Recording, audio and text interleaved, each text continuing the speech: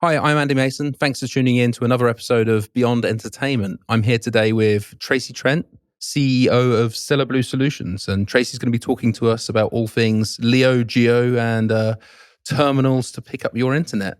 Tracy, thank you for being at the show. Yeah, thanks for inviting me along.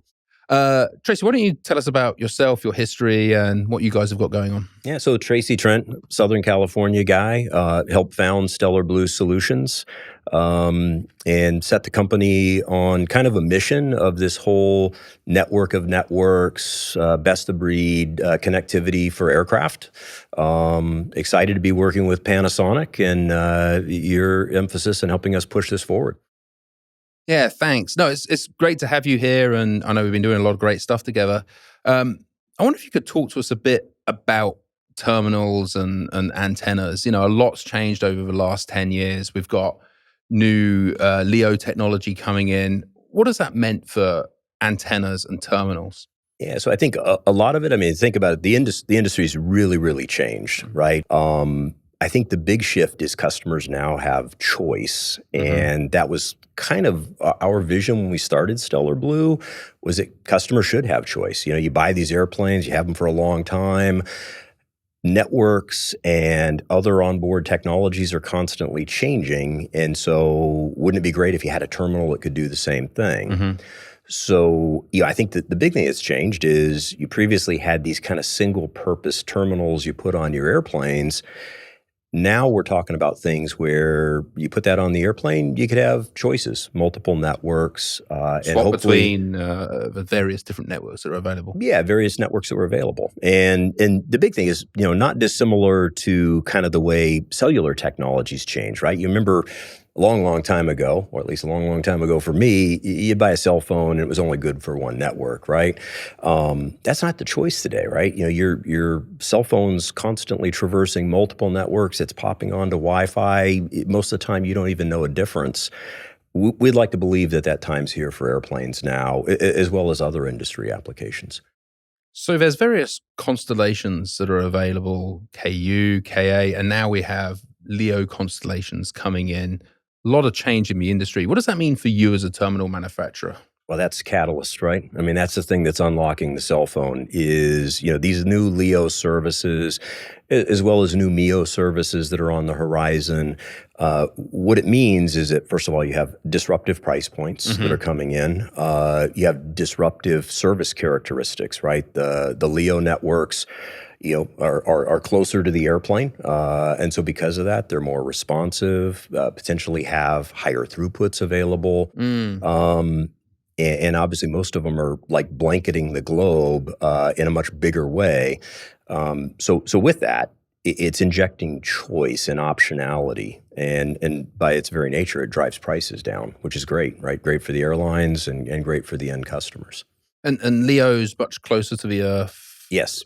A couple of thousand miles. Yeah, well, substantially closer. And I think the thing we all look at is if you think about it, they're probably less like satellites and more like flying cell towers. Like repeaters. Right? Yeah, I mean, so the technology that's used is very similar to what the cellular networks use, albeit a little bit further out. But that same responsiveness that you see is one of the things that really makes this go.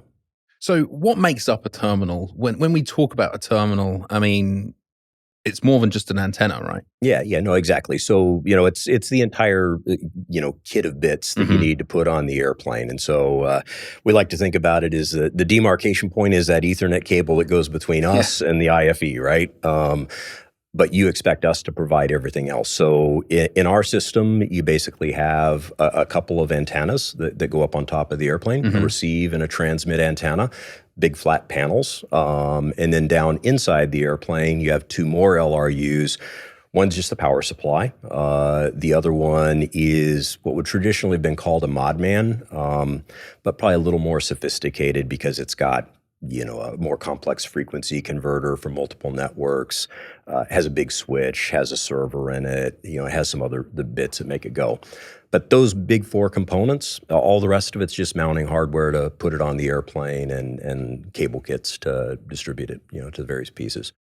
Now your antennas are different to the traditional antennas available today, these moving plates. Explain a bit about how your antennas are slightly different, and what does that mean for the airlines? Yeah, so I mean, if you kind of look at it, it's probably through three big transitions. The traditional antennas that were gimbaled and might have multiple elements. It ran into reliability problems because of moving parts and things like that.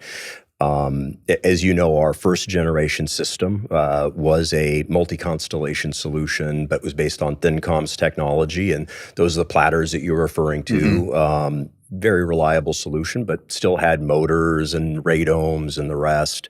Our latest solution that we're working on is an electronically steered antenna. An ESA. And a lot of different reasons for using it. It's super, first of all, super cool technology, super fast in terms of switching speeds. I mean, you don't even notice the switching speeds. But there's a lot of other reasons that we moved to that. Is First of all, with LEO and potentially even with MEO constellations, you have to have that fast tracking time. Otherwise, you really can't support the LEO network because— Is that because you're looking at a moving target? You've got something moving 26,000 kilometers per hour. You're switching beams every 11 seconds. I think it is 15 seconds. You're switching satellites every 10 minutes. And so because of that, you got to have some tech that allows you to support those kind of things. For us, it buys a lot of other stuff as well. It means you can switch between LEO and GEO super fast.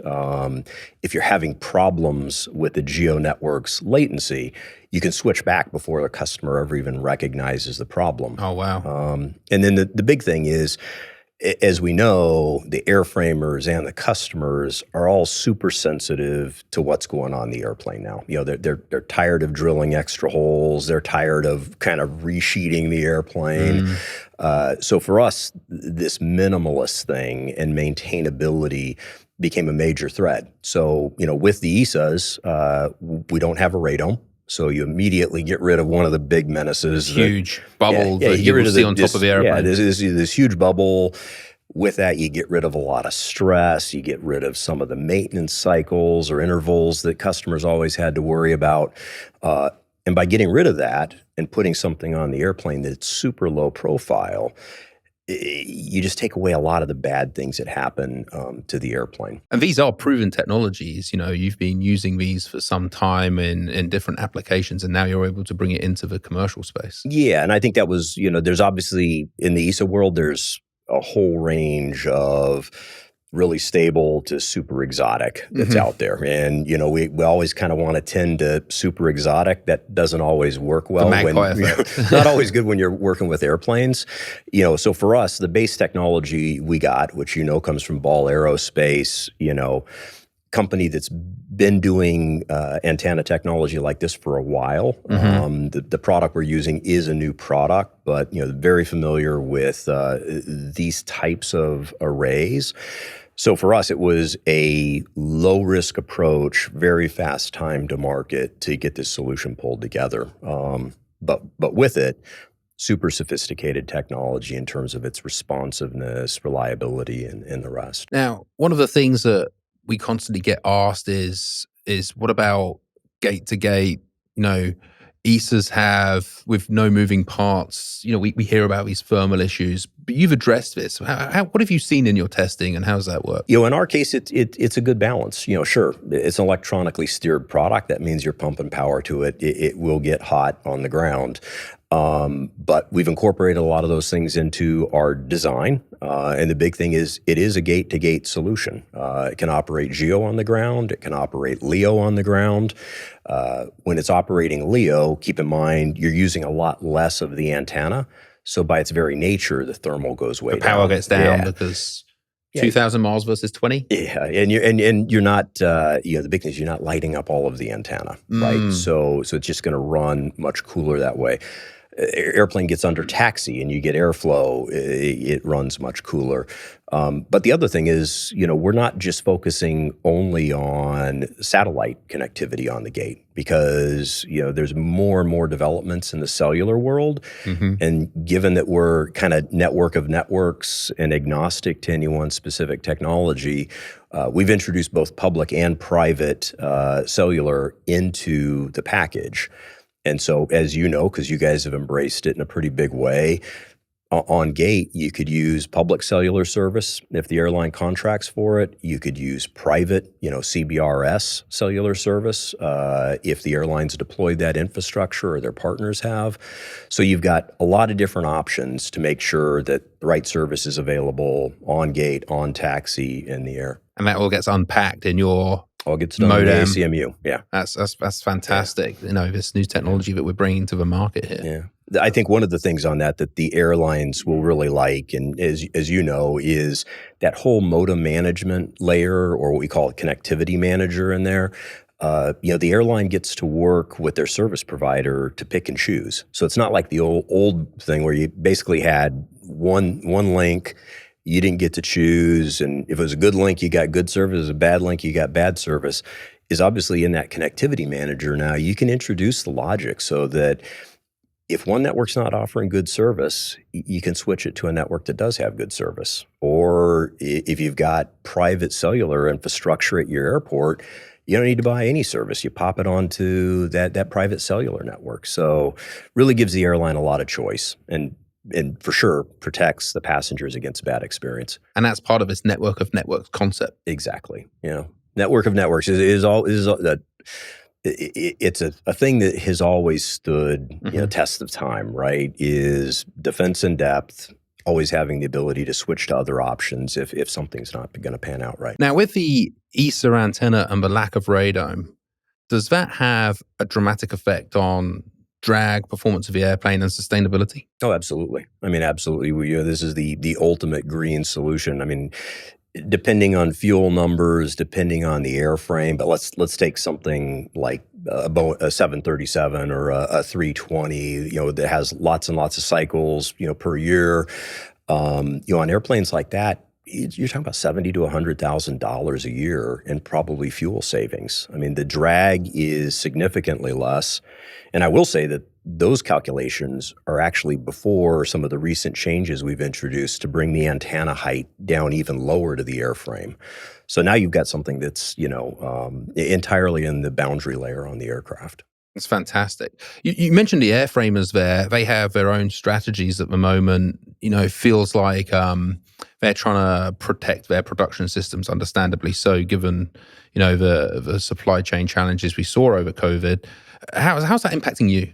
I think different strategies on different fronts. I think in one case, obviously it's public that we've got a relationship with Boeing, still very much in the early stages. But we really like some of the things that they seem to be interested in doing.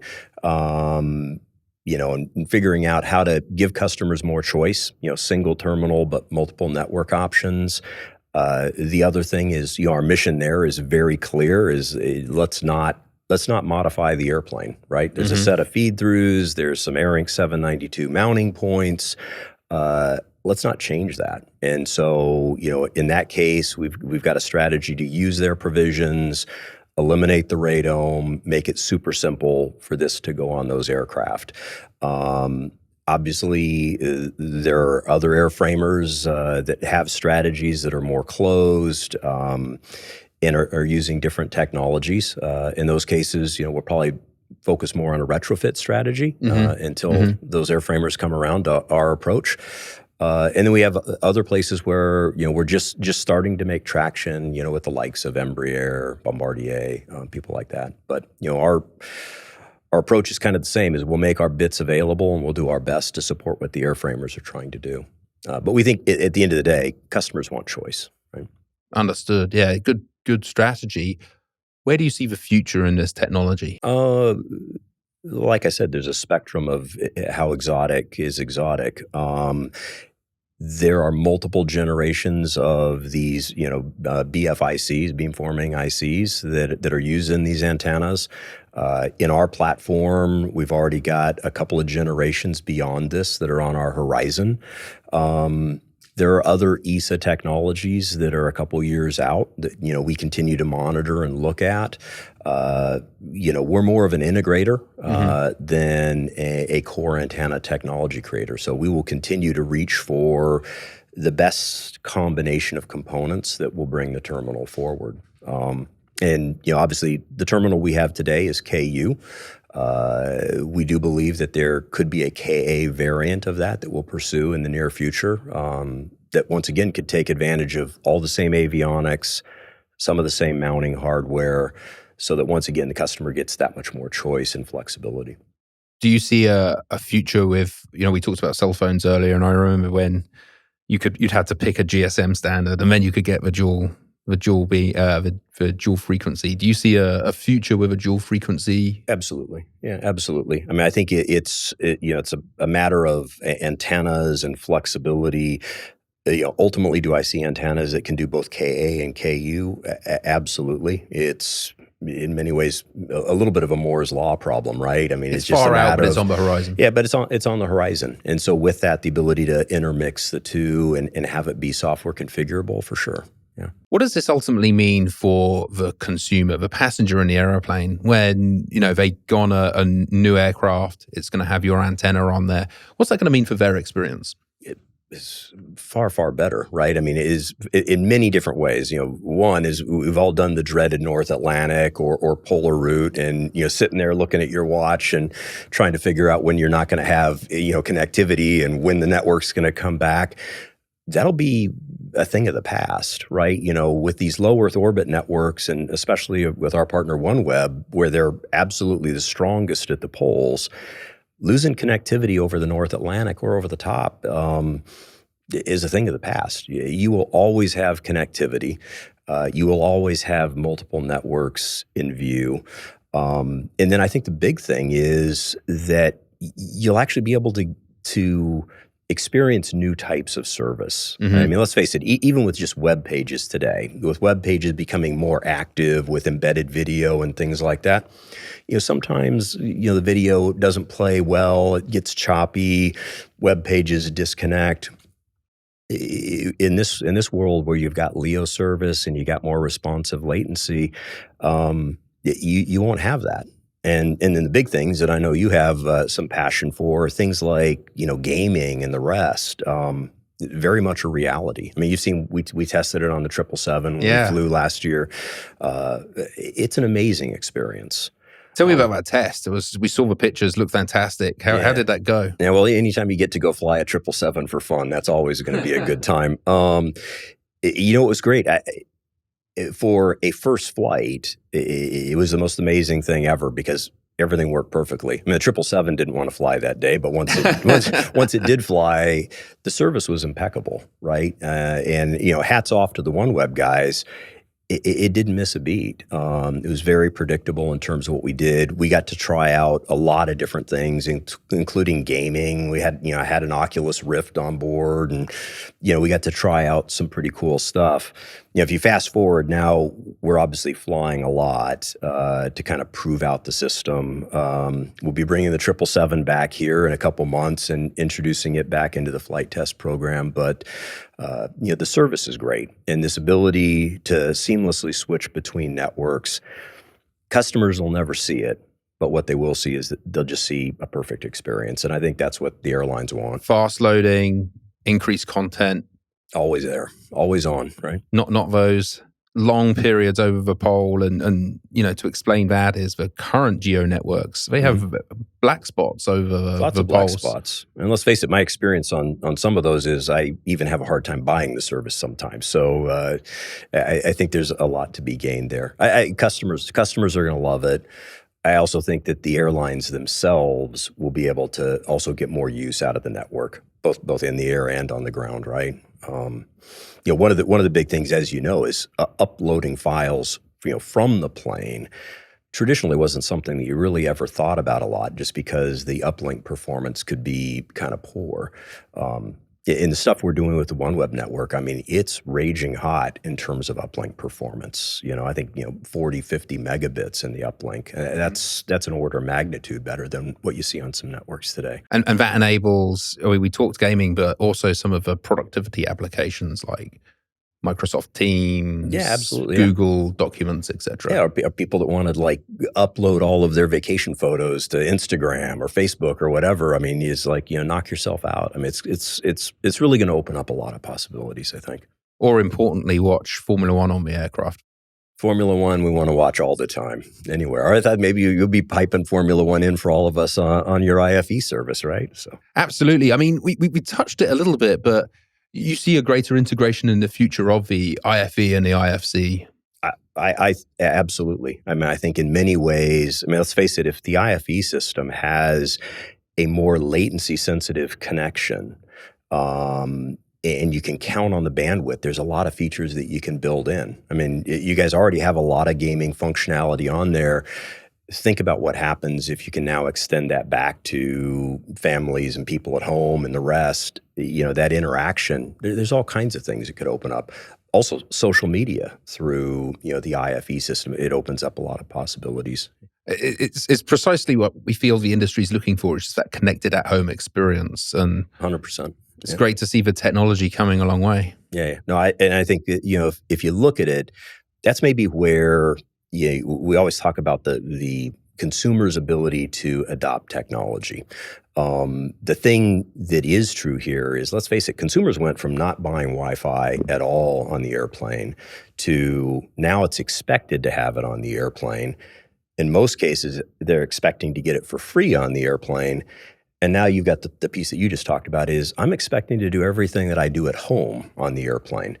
And if you look at it, you look at younger passengers on the plane, they absolutely expect that. They don't want an excuse for why the network's not performing well. They just want to do the same stuff that they can do on the ground. And when they can't, they're frustrated. Yeah, the tech-savvy, digital-savvy passenger is driving the expectations of our market really high. And it's good to see how we're now reacting. Yeah, for sure. So Tracy, we have the antennas on top of the airplane. They're in this small form factor.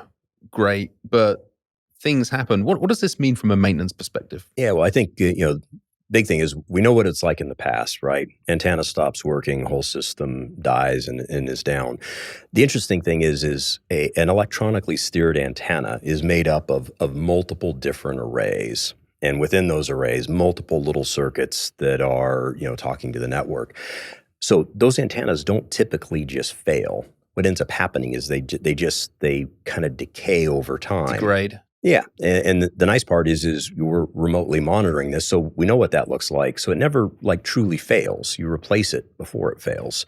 But the other thing is, keep in mind that these antennas talk to multiple networks. And so the other thing is, if a given network is down, you just switch to another network. If a modem fails, you just switch to a different modem and a different network. Ultimately, things can fail. A big piece of what we've done in the terminal is to design it for maintainability. So if you look at it, I'd said before, there's 4 LRUs in the system. Well, there are 4 LRUs in the system. The most important ones are the ones outside the airplane. Mm-hmm. If one of those fails, it's like a 20-minute maintenance event and a 10-minute logbook event in terms of signing off the paperwork. To repair it, you're taking out 30 screws, disconnecting 2 connects, dropping in a new aperture, screwing it back in, airplane flies away. Everything is basically set up for ease of maintenance, ease of sparing, so that the airline doesn't have that traditional nightmare of having to drag it in because it got a damaged radome, or drag it in because you have to take the radome off to fix the antenna. All of those things are things that we kind of designed into the system. So you've built it thinking about the multiple year life cycle.